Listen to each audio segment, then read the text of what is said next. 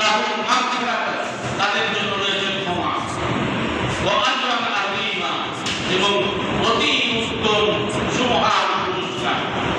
তাদের জন্য অধিক জিকিরকারী নারী এবং পুরুষের জন্য। তাহলে এই কয়েকটি আয়াত থেকে আমরা বুঝতে পারলাম যে আল্লাহর জিকির অত্যন্ত গুরুত্বপূর্ণ একটি বিষয়। কোরআন এই শব্দের, এই নির্দেশসূচক শব্দে আল্লাহ অন্যান্য হুকুম খরচ করেছেন, ঠিক ওই একই শব্দে, একই বাক্য, একই ক্যাটাগরির বাক্য দিয়ে আল্লাহ জিকিরের নির্দেশ প্রদান করেছেন। তোমরা জিকির করো, বেশি বেশি জিকির করো, অধিক পরিমাণ জিকির করো, সকাল সন্ধ্যায় জিকির করো। তাহলে জিকির বিষয়টা আমাদের বুঝে নেওয়া দরকার। আমরা খুব সামান্য এই জিকিরের অর্থ চিন্তা ভাবনা করি। আমরা হয়তো দুই একটা অর্থই গ্রহণ করি, বড় করে একটা অর্থে বেশি আমরা স্মরণ করি, সেটি হচ্ছে আল্লাহ স্মরণ করা। এই একটি অর্থে কোরআনে এই জিকির, কোরআন সুন্নাহয় এই জিকির শব্দ ব্যবহার হয় না। জিকির শব্দের অনেকগুলো অর্থ, শাব্দিক অর্থ অনেকগুলো রয়েছে, পারিভাষিক অর্থ অনেকগুলো ব্যবহার হয়। এই জন্য বিষয়টা আমাদের পরিষ্কার হওয়া দরকার।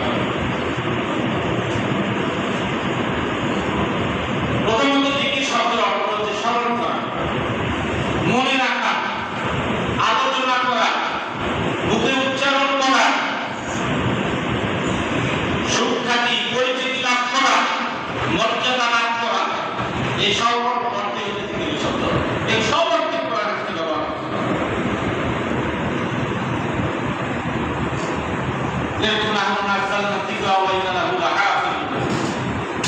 আল্লাহ কোরআন দিয়ে জিকির করেছে।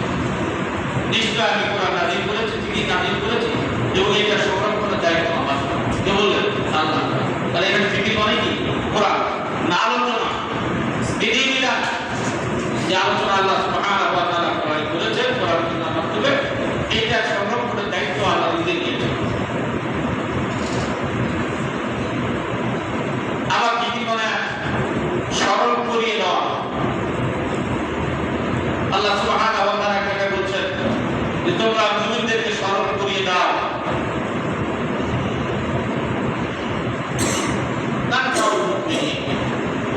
তাহলে কি হবে?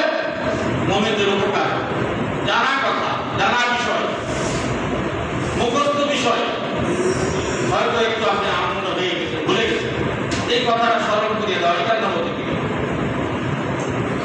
এই জন্য জিকিরের এই সকল অর্থেই আমাদেরকে জিকির বুঝতে হবে। পারিভাষিক অর্থে জিকির অর্থে মুখে অথবা মনে মনে আল্লাহর শ্রেষ্ঠত্ব, আল্লাহর বরত্ব, আল্লাহর পবিত্রতা ঘোষণা করা, আল্লাহর প্রশংসা করা, আল্লাহর গুণকীর্তন করা, এই সবগুলো অর্থে পারিভাষিক অর্থে জিকির। জিকির মূলত প্রথমত দুই প্রকার। কয় প্রকার? আলোচনা করার একটা আলোচনা, এই আলোচনা দ্বিতীয়বার করা সুযোগ দেওয়া হতো। জিকির প্রথমত দুই প্রকার। তার আগে আমাদেরকে জিকিরের শরঈ বিধান, কোরআন সুন্নাহর ভিত্তিতে জিকিরের হুকুমটা, জিকির কি করতেই হবে না না করলেও